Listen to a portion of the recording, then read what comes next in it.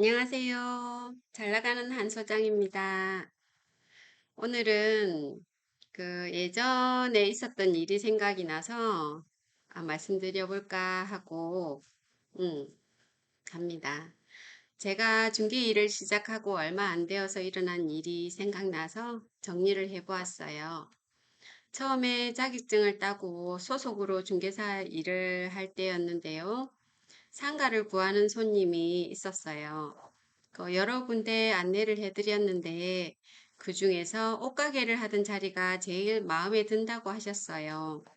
상가 주인은 물론 깨끗한 업종을 했으면 하셨지만은 공실로 몇 달을 비워두었기에 어쩔 수 없이 임대하기로 결정을 하셨어요. 계약서를 작성할 때 특이하게 각종 신고와 허가에 관련해서는 임차인의 책임으로 한다라는 내용을 넣었던 것 같아요. 그러고는 계약이 완성되었는데요. 며칠 뒤에 임차인으로부터 전화가 왔어요. 사업자 등록증을 내고 시청에 영업신고를 하려고 하는데 하수도 원인자 부담금을 납부해야지 영업신고증이 나온다는 거예요. 그때 제가 다니던 부동산은 아파트를 주로 하는 사무실이었기 때문에 상가에 대해서는 자세히 모르는 것 같았어요. 저 또한 생전 처음 듣는 단어였으니까요. 원인자 부담금이 어떤 건지 궁금하시죠? 그때는 저도 궁금했었어요. 이제부터 알려드릴게요.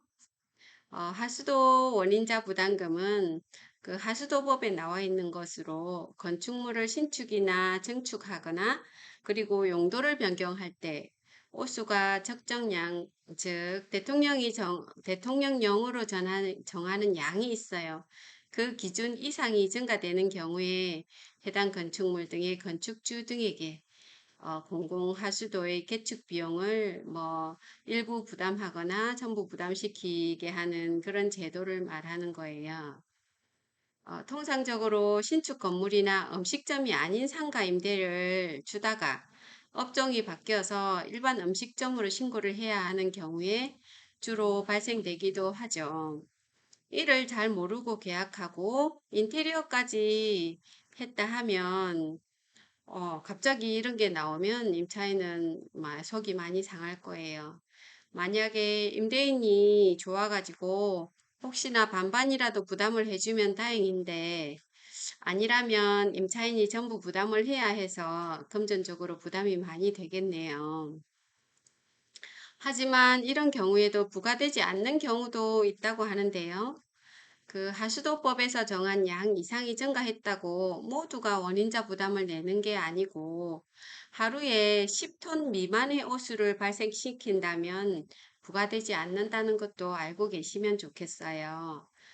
하수도 원인자 부담금의 납부 대상을 보면 건축물 등을 신축이나 증축할 때 또는 용도 변경을 해서 오수를 하루에 10톤 이상을 공공하수도로 새로 배출하거나 증가했을 경우 그리고 공공하수도를 이전설 음, 어, 뭐, 공공하수도를 이전 설치하거나 보수하는 원인을 제공한 공공하수도 외에 상수도관이나 도로, 철도, 가스 등을 설치할 경우 그리고 도시개발 사업이나 그 외에 대규모 개발 사업을 하는 경우 등이 인데요.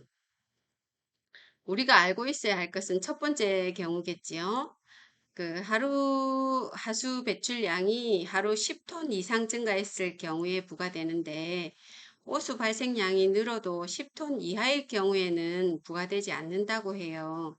그리고 여러 차례에 걸쳐서 신축이나 증축이나 용도 변경을 해서 오수량 증가량이 10톤 이상이 된 경우에는 그 초과되는 양만 부과가 된다는 것도 알고 계시면 좋겠어요. 모르고 있던 하수도 원인자 부담금이 갑자기 돈 달라고 할 때 상가 주인이 내야 할지 세입자가 모두 내야 되는 건지 헷갈리시지요?